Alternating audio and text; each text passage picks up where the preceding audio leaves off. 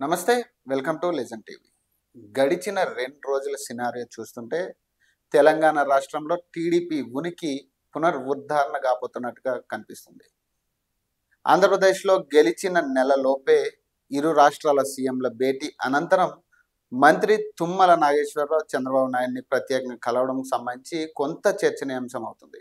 ప్రధానంగా ఈ చర్చలో రోడ్డు మార్గాలు, నీళ్లు, అలాగే భద్రాచలంలో విలీనమైన 5 గ్రామాలకు సంబంధించి ఈ చర్చ కొనసాగినట్టుగా తెలుస్తుంది. ప్రకాశం బ్యారేజ్కి అక్కడి నుంచి పులిచింతల, అక్కడి నుంచి నాగార్జున సాగర్ మీదుగా గోదావరి జలాలు తరలింపు భవిష్యత్తులో అనివార్యమని చంద్రబాబు నాయుడు గారికి తుమ్మల నాగేశ్వరరావు చెప్పడం జరిగింది. ఇది ఇలా ఉంటే నిన్న తెలంగాణ రాష్ట్ర టీడీపీ నాయకులతో భారీ ర్యాలీ నిర్వహించింది.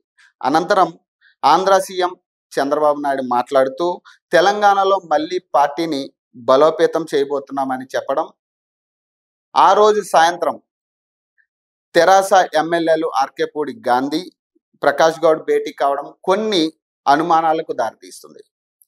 ఎందుకంటే ఈ బీఆర్ఎస్ ఎమ్మెల్యేలు ఎవరైతే నిన్న చంద్రబాబు నాయుడిని కలిశారో వీళ్ళు ఒకప్పుడు టీడీపీలో ఉన్నవారే.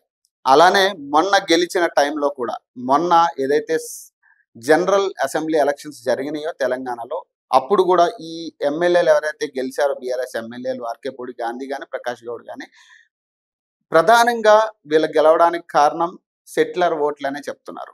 సో కొన్ని వార్తలు అయితే రావడం జరిగింది అప్పట్లో.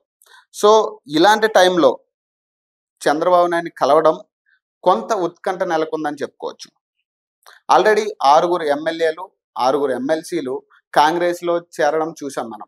బీఆర్ఎస్ పార్టీ నుంచి మొన్న కూడా ఇటీవల కూడా 6 ఎమ్మెల్సీలు చంపవడం, రాత్రికి రాత్రి చంపవడం అనేది మనం చూసే ఉన్నాం.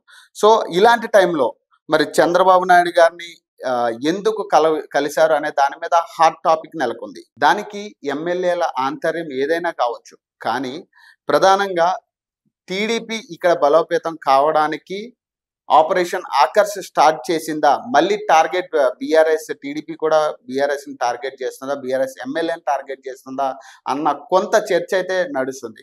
మరి ప్రధానంగా చూస్తే తెలంగాణ రాజకీయాలు రోజు రోజుకి మారుతున్నట్టుగా కనిపిస్తుంది.